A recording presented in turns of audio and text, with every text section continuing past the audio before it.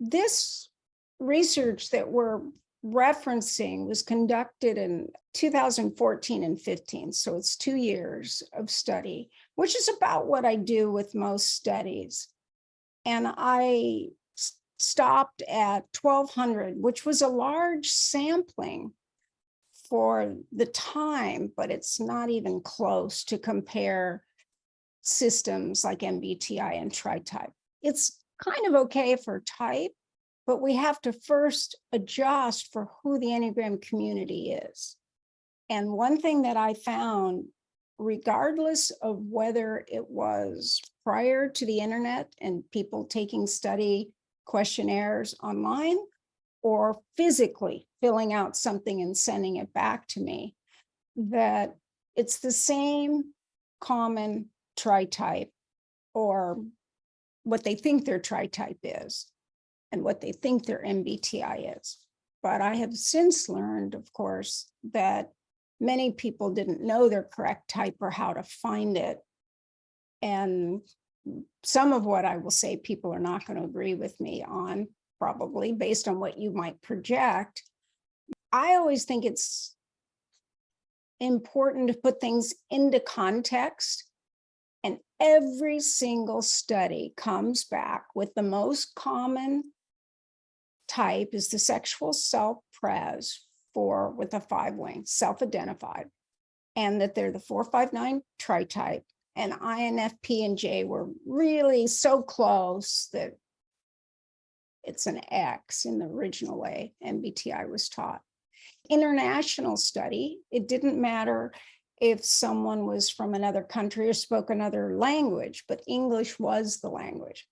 But having said that, there's a very high number of people from the US, Denmark, and the Netherlands. Why? Because they absolutely love the Enneagram. So what I have to say there wasn't enough of were from the Asian countries. Now I have many more, but in 2014 and 15, there weren't as many people online with the Enneagram as there are now. And another thing that's changed is gender. Men have gone up, and transgender or variables within gender has gone up to 10%, whereas it used to be at 1%. You can see just 9 years ago. And the qualifier, and I'll explain more about this, is that really it isn't mostly 459s. It's people who identify as a 459 because they like information and data, but they're actually 6s. And what most people don't realize is that the 6 is the type most inclined to go in search of typologies, all typologies.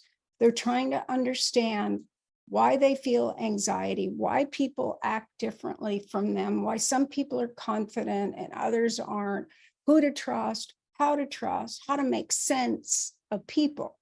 Now, 8s are that way as well, but they're not going to necessarily fill out a questionnaire or be online commenting every day, but the 6s will. Now, 5s will like the information and the data. There are a lot of them, yes, but 6s win. So it really should say 469, then 459. And it's also not necessarily leading with the 4. The most common lead type is 6, then 9, then 4 or 5, in that order. But this is before people fully understood that there were so many important errors in the dissemination of the Enneagram that involve type 6 and 9. The biggest problem with self-reporting is, how do you know if they've self-reported? Well, I build that into every test result. So what you don't know is that any question that I asked, like in this study, there were 81 questions. So I really appreciate everyone who went through it. Like one question right here is, what is your Myers-Briggs type? And then I specified different aspects of that. But for every question, I ask, how certain are you? And people will say, absolutely certain. But I always have a note box And if they're absolutely certain, why would they need to give me any note?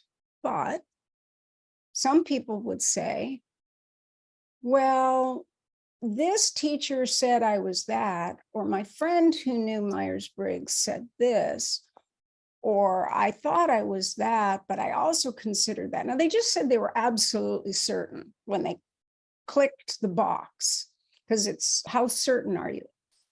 In that moment, they gave me the key information, like that little asterisk when people take my testing instrument, the Enneagram Tritype test, where it's incongruent. So how could someone click certain and then give me all these different possibilities of uncertainty? Well, it's very consistent with 6 and 9, but in particular, what they put in the little message box would indicate 9 more than 6 or 6 more than 9. So I've had the good fortune of always asking people if they'd be willing to do a follow-up interview if I see a pattern or something that they happen to say exactly like other people from other parts of the world that don't know them. They don't know each other at all, but it's meaningful. And from there, I can do the in-depth inquiry process and find out the type underneath.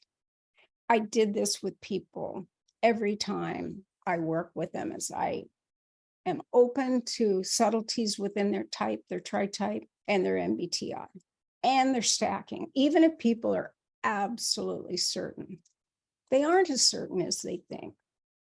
Or there's something they didn't know, that if they knew that piece of data, would type in any of these systems a little differently.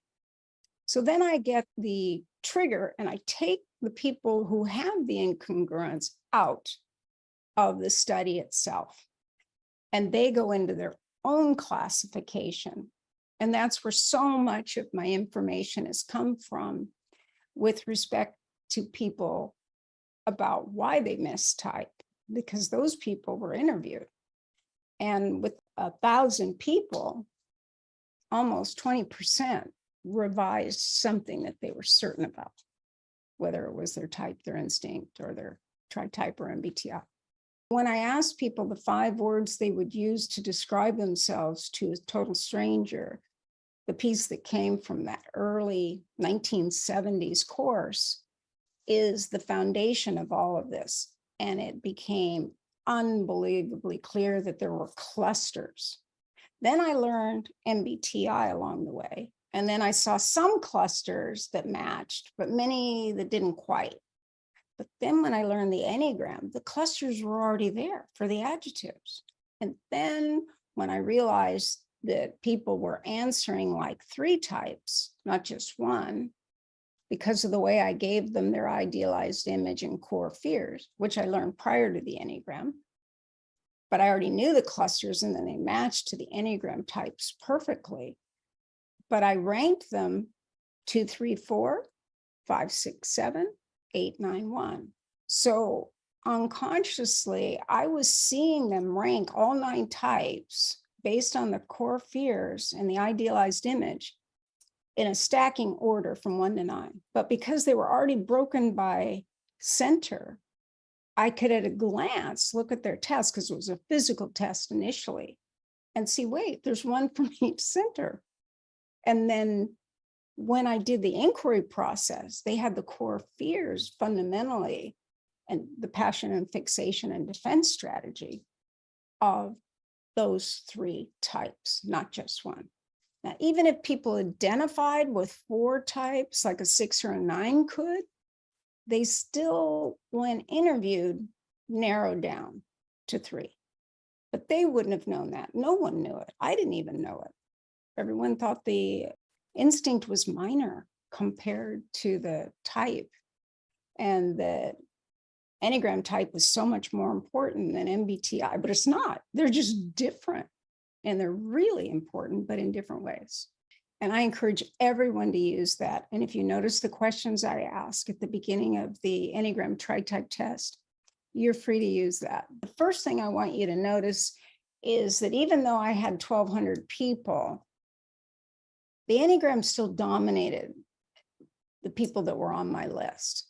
So it went to well over 100,000 people, but they were still mostly Enneagram. And a lot of them did not know their MBTI or enough to be certain. So I just left them out.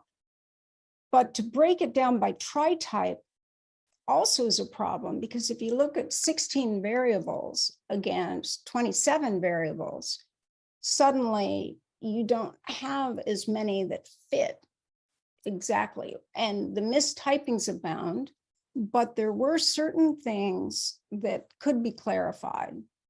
So remember, I took a whole group of people out that had the incongruent answers, because I ask over and over again, how certain are you of everything that I'm asking? But like, if you think of a 1, 2, 5, often one are generally more introverted types, even if the individual isn't an introvert. Everything about those two types is more introverted than extroverted.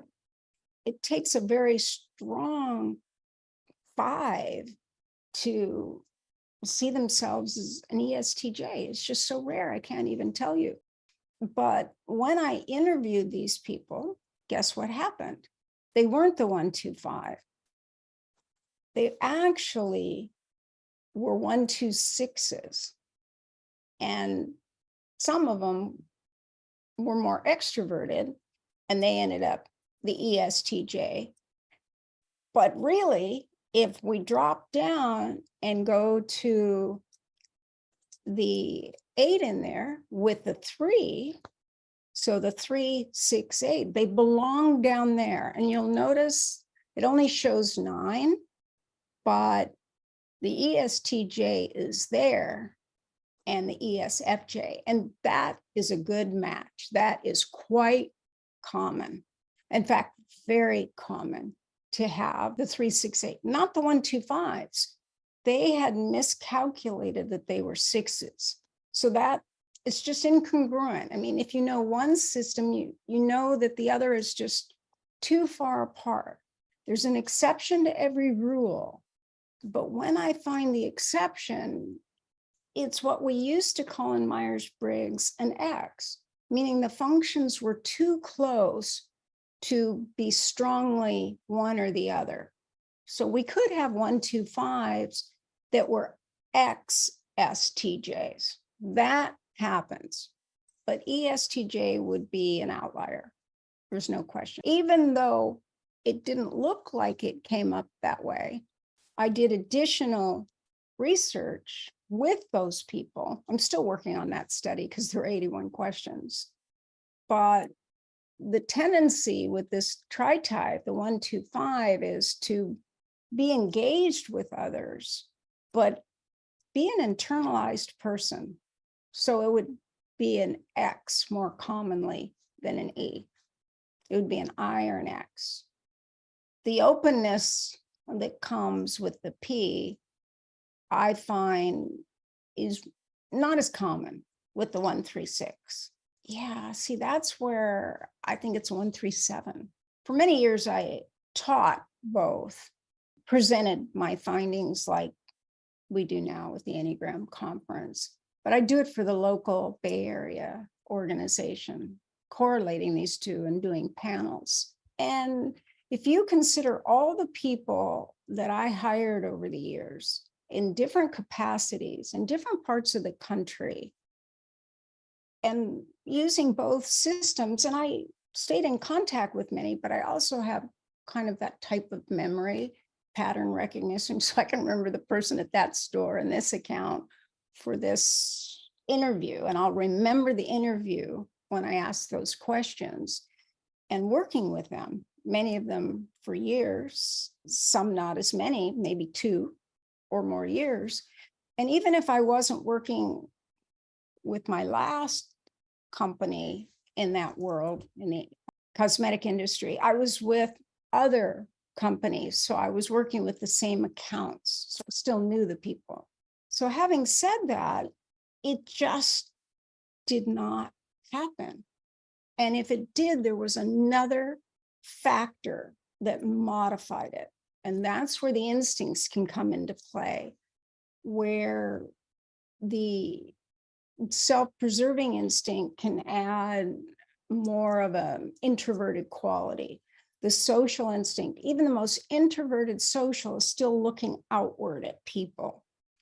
And the sexual is looking for that twinship or how we match. So it wasn't accounted for here. And I really think that it needs to be when you're looking at all of it together, because it creates not just the lead type needs to be factored in, because it's going to be the final CEO of the system, but the instinct is triggering the whole system. And what you want is different. And I find a lot of sexuals will think they're intuitive, and they may not be, but they're identified with questions that would put them on the border between the two. So it really helps to sort that out. And people that are thinkers and go more objective might be caring and compassionate people, but it's as a secondary issue. Could be not empathetic and make their decisions on emotional reasoning. And so I think all of it's important. The stacking order of the instincts and the stacking order of the tritype will influence how it plays out. So like with the 1-2-5, a 5-1-2, no way are they going to say ESTJ, X at best, XSTJ. In fact, it's even more common to be confused by the 2 with this tritype. They might say ESTJ, and then they might be a principal. There are many ways it can play out. But 5, I just don't see it. I've maybe met one person over 200,000 people that clearly was that distinction. And I take my sampling from many industries, not just those interested in typologies. In fact, with my first study, I had 400 people that knew the Enneagram, and I wasn't looking at the Tritype then. I did ask all the questions that led me to Tritype, but I took 400 people who knew their type or believed they knew their type and their instinct. And then I took 100 people who knew nothing about the Enneagram or any typology, would never want to know anything.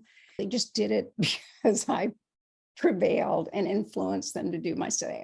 Your kind of personality needs to be represented. I need you to do this form and then do an interview with me. Oh, come on. I helped you out when you helped, do this for me. Do these for people with your personality. And I got 100 people to do that of all different ages, because the youngest I've worked with in studies is 10, and the oldest is like 95. So it's been a full range.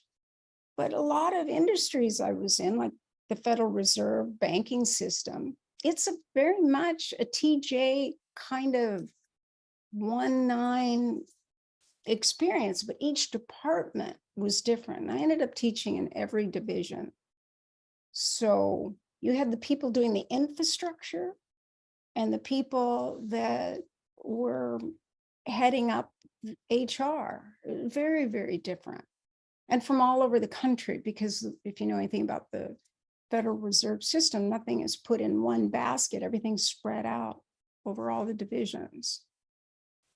So you got a lot more T's in here than we normally find with the Enneagram and MBTI combined, especially as it was in 2014 and 15. Now there's a lot more MBTI people that identify with T that are moving into the Enneagram.